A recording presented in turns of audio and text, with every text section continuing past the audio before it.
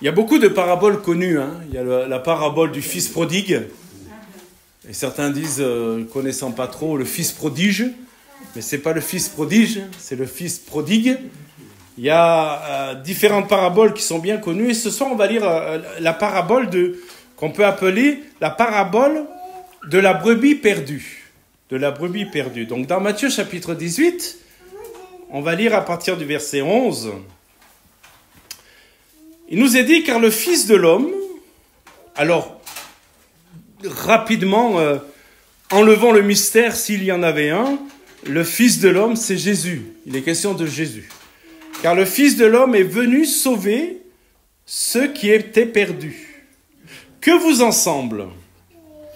Si un homme a 100 brebis et que l'une d'elles s'égare, ne laisse-t-il pas les 99 autres sur les montagnes pour aller chercher celle qui s'est égarée?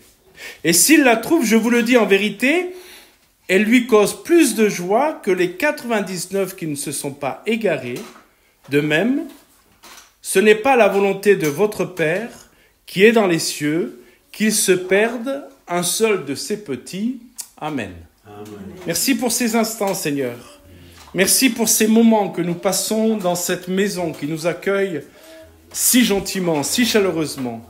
Merci, Seigneur, de nous permettre ce soir d'être encore au contact de ta parole et de pouvoir être éclairés par toi.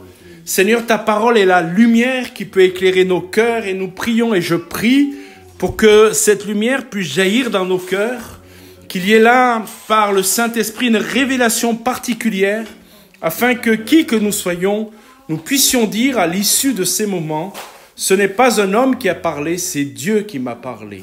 Bénis ces instants au nom de Jésus. Amen. Ce soir, j'aimerais vous parler du cœur de Dieu. Non pas, et vous allez le découvrir avec moi, un Dieu lointain, un Dieu dur ou indifférent. Voilà souvent ce que pensent les gens de Dieu. Dieu, s'ils pensent qu'il existe, vont dire, eh bien, il est loin, il est dans son ciel, il s'occupe des grandes affaires de ce monde, il s'occupe des nations, mais s'intéresse-t-il à mon cas, à moi? Un parmi plus de 8 milliards, je crois, de personnes dans le monde. Eh bien, on va découvrir ce soir que Dieu s'intéresse à nous, à nos vies.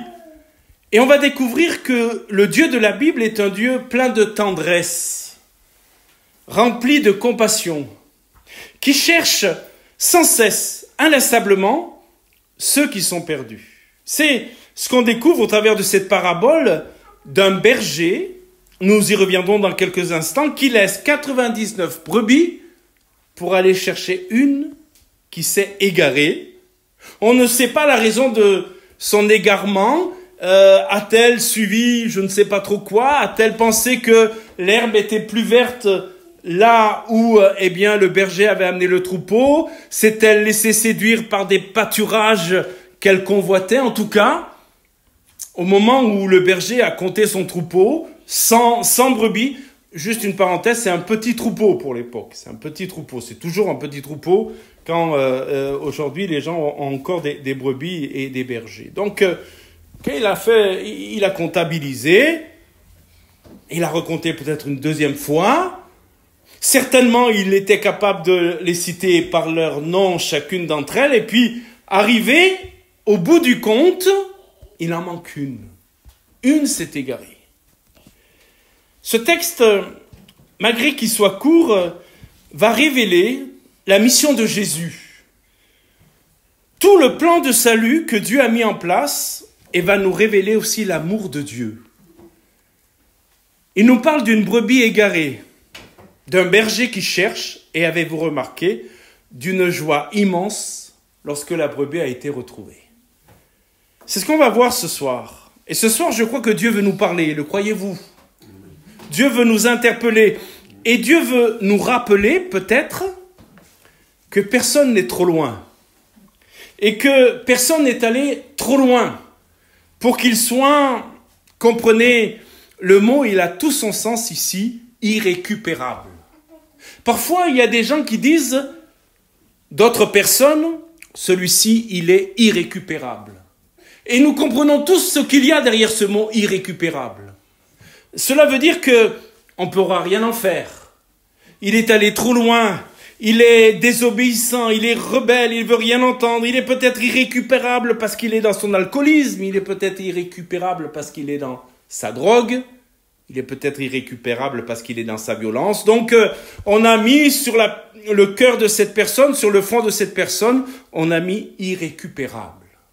Eh bien ce soir, je voudrais vous dire que personne n'est irrécupérable. Que aussi bas nous pouvons tomber, aussi bas le Seigneur est capable de venir nous chercher.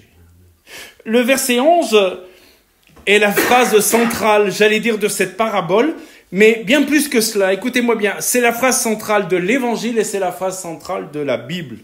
Toute la Bible, eh bien, est centrée sur le verset 11, car le Fils de l'homme, Jésus, est venu sauver ceux qui étaient perdus.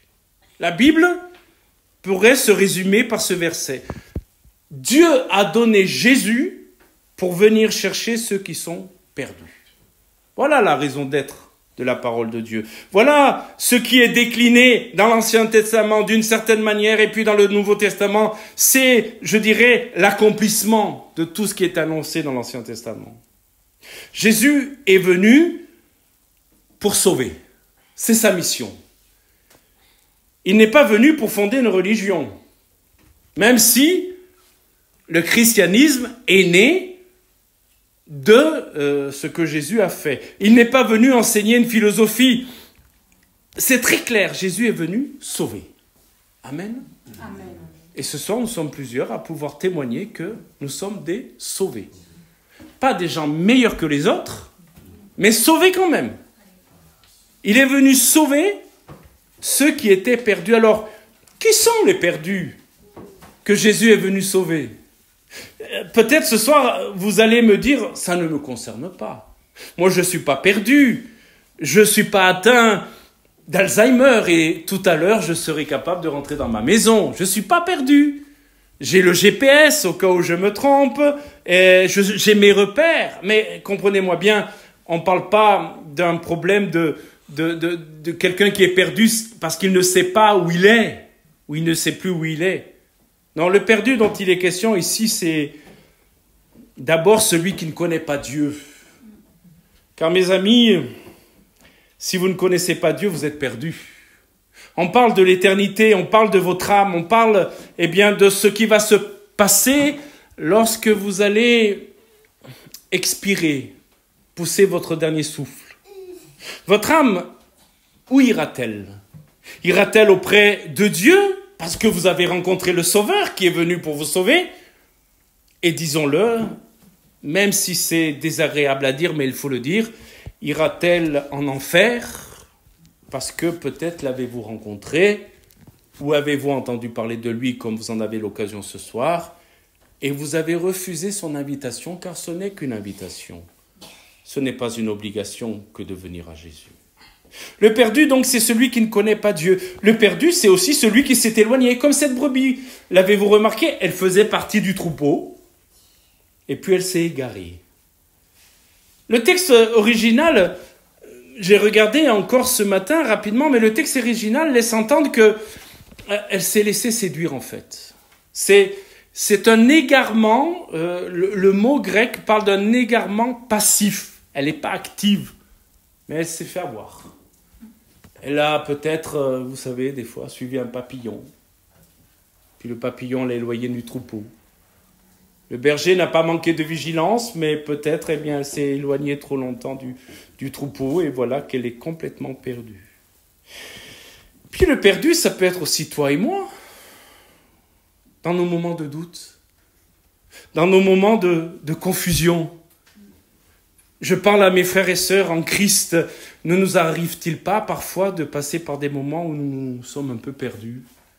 Perdus dans nos doutes, perdus dans nos craintes, perdus dans nos confusions, perdus. Le mot « perdu » a tout son sens. Il ne parle pas de quelqu'un qui ne sait plus se situer géographiquement. Il parle de quelqu'un qui est dans une rupture avec Dieu. Il a rompu sa relation avec le berger. Et forcément, cela va conduire à un moment de détresse spirituelle et même de mort éternelle, si rien ne change.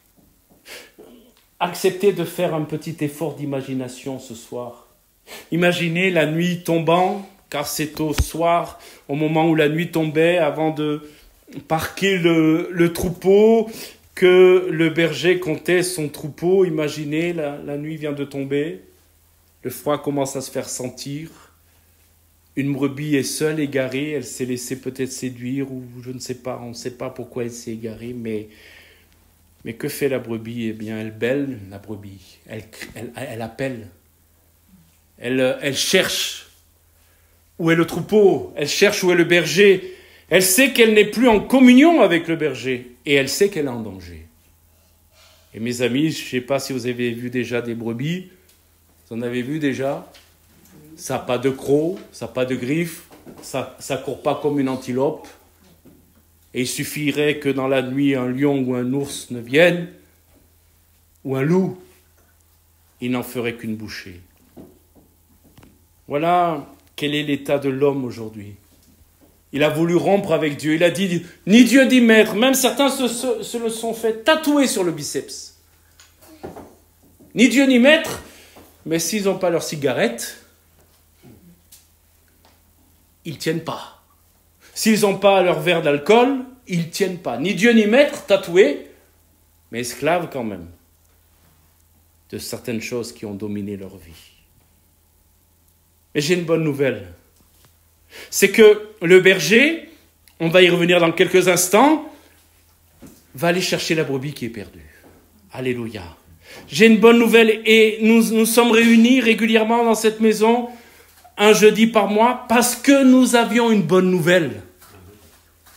Cette bonne nouvelle, c'est que Jésus est venu pour nous sauver. Jésus a dit dans Jean chapitre 14, « Je suis le chemin, la vérité et la vie. Nul ne vient au Père que par moi. » Amen. Vous savez, Dieu n'a pas attendu que vous veniez à lui pour venir à vous. Parfois, nous avons la pensée, je dirais parfois peut-être l'arrogance de dire on est venu à la réunion, donc on a fait une faveur à Dieu en venant à la réunion. Dieu n'a pas attendu qu'on vienne à lui. Il est venu à nous d'abord. Il y a 2000 ans, Jésus est venu. Et ce soir, nous devons comprendre qu'il a quitté le ciel quand même. Il était dans la présence du Père. Il a quitté le ciel, il est venu marcher sur la terre des hommes. Et imaginez, lui qui est le parfait, lui qui est le saint, lui qui est le pur. Il a quitté le ciel de gloire pour marcher sur la terre des hommes et, suivez-moi, pour marcher au milieu du péché et du monde pécheur. Il a quitté le ciel, il s'est humilié. Et n'oublions pas qu'il est allé jusqu'à la mort de la croix. Amen. Une brebis s'égare et le berger part à sa recherche. C'est le verset 12. Que vous ensemble, si un homme a 100 brebis et que l'une d'elles s'égare. Le Seigneur avait l'art et la manière d'enseigner au travers de paraboles, d'images simples, accessibles pour tous. Un enfant comprend ça. Mais derrière ce semblant d'image un peu d'épinal, il y a tout un message extraordinaire de l'amour de Dieu. C'est l'image d'un berger, de ses brebis. Le berger a 100 brebis, l'une d'elles s'égare. Quelle est la réaction logique dans le monde? Peut-être qu'il aurait pu dire, c'est pas grave. J'en ai 99. J'en ai qu'une qui s'est perdue. Vous me suivez? C'est pas si grave. Et puis, bien sûr, ce n'était pas les cas à l'époque, mais aujourd'hui, on va faire rentrer ça dans les pertes et voilà. Et puis l'assurance prendra en charge. Voilà. Mais Jésus n'est pas comme cela. Il n'agit pas selon la logique humaine, il n'agit pas selon les statistiques humaines. Il lui manque une brebis et il faut qu'il aille la chercher. Imaginez votre maison en feu, vous qui êtes parents. Tiens, les papas. Imaginez que votre maison soit en feu. Que pendant la nuit, vous êtes réveillés par la fumée et puis vous avez dans la maison vos enfants, vos filles, vos enfants. Prenons cette maison. Pauline, Gaël. Et puis en pleine nuit, les parents sont réveillés, Pascal et Lydie sortent et puis ils voient Pauline qui est sortie. Mais il en manque une. La maison est en feu. Gaëlle ne s'est pas réveillée. Peut-être déjà est-elle comme intoxiquée par la fumée, incapable de sortir elle-même. J'imagine que Lydie et Pascal disent « Oh, c'est bon, on en a une. »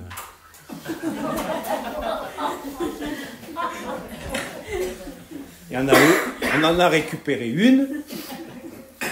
Bon, la dernière, au pire, on adoptera, on en fera un autre. Vous imaginez des parents comme ça? Comprenez cette image, c'est ce que Jésus fait.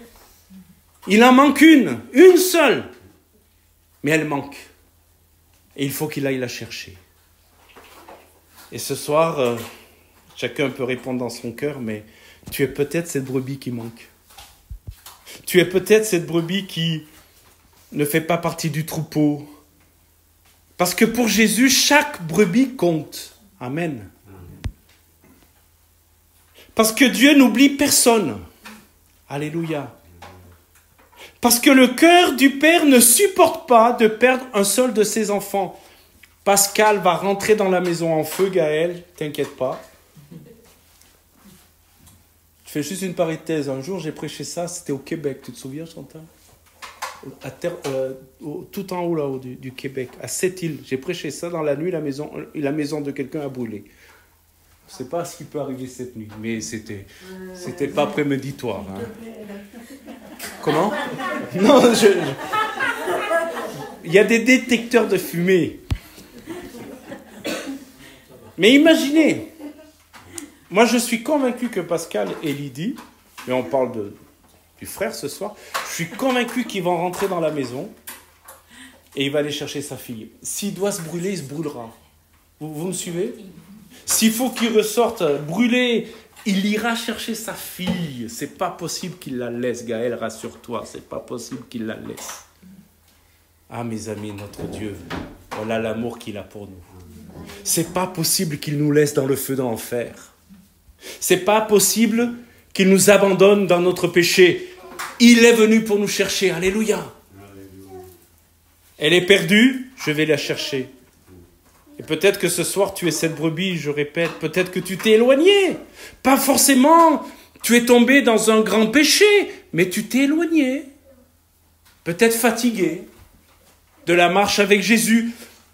Peut-être découragé. Peut-être aussi fatigué de l'attitude des hommes. Tu t'es égaré. Eh bien, j'ai une bonne nouvelle. Jésus ne t'abandonne pas. Il vient te chercher. Et il ne veut pas revenir au troupeau sans toi. Amen. Puis troisième point, regardez bien le verset 13. On peut le relire. S'il la trouve, cette brebis qu'il a perdue, je vous le dis en vérité, elle lui cause plus de joie que les 99 qui ne se sont pas égarés. Là aussi, on peut très mal comprendre. Comment ça? Celle qui s'est égarée procure plus de joie que ceux qui sont restés fidèles. Vous me suivez, là? C'est quoi cette affaire? Non, c'est pas qu'il aime plus celle qui s'est égarée que les autres. Et comme elle était égarée qu'il l'a retrouvée, il a de la joie. C'est comme encore une famille, prenons le cas de Lydie, c'est la fête au Richardot ce soir. Gaëlle, on va l'épargner, elle est en bonne santé, tout va bien. Mais c'est Pauline qui est atteinte d'une forte fièvre. Très très forte fièvre. Lydie va se lever, prendre soin d'elle, s'occuper d'elle, la soigner, faire tout ce qu'il faut pour que Pauline se remette. Et quand Pauline s'est remise, eh bien, il y a beaucoup de joie dans le cœur de Lydie. Vous êtes avec moi? Ça ne veut pas dire qu'il aime moins Gaël. Mais vu ce qu'elle a traversé, Pauline...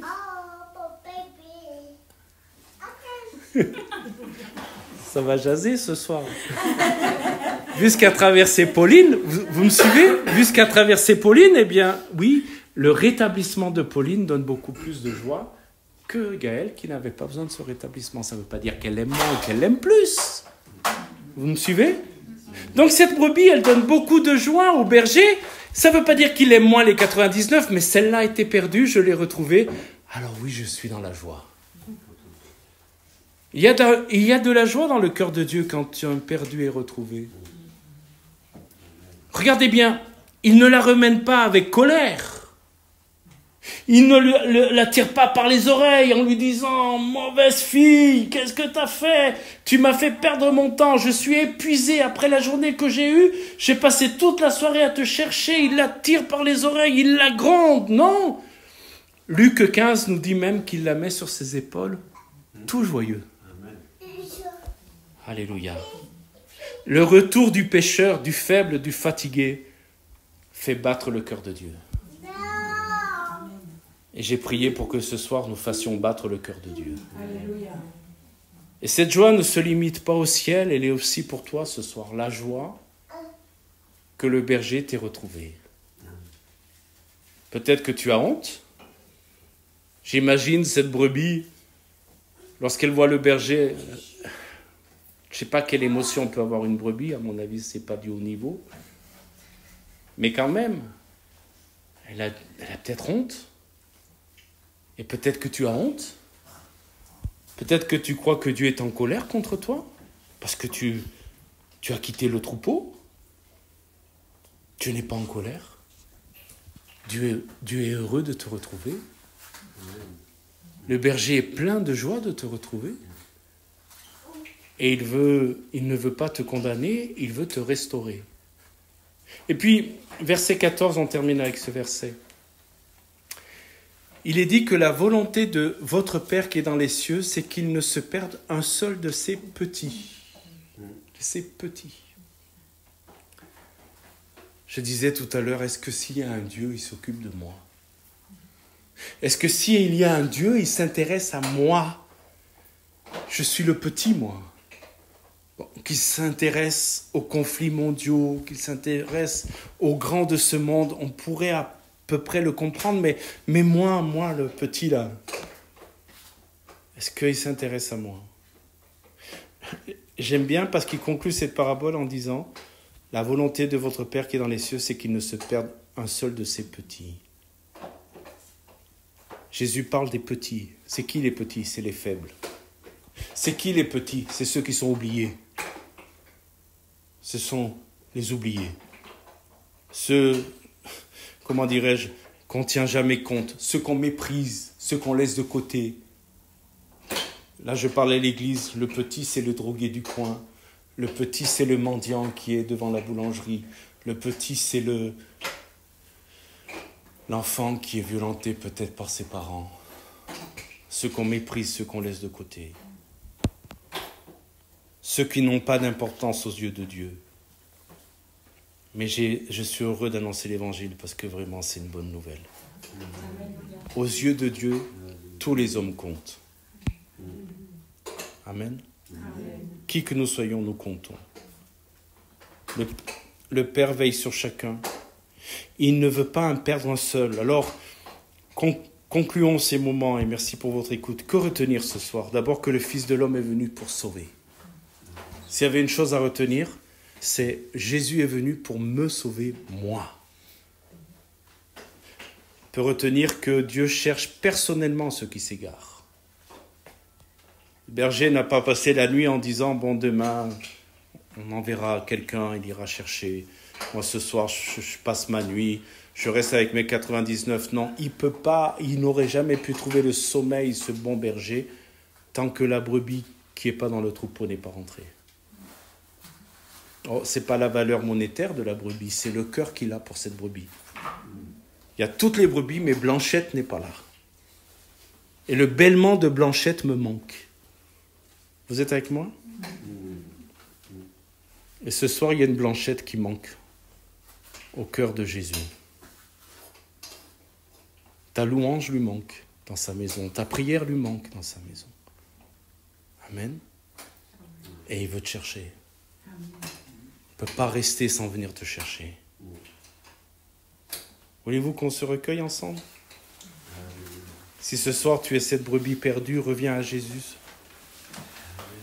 Pour nous qui sommes dans la bergerie, pensons toujours que le bon berger, il a un cœur pour les petits.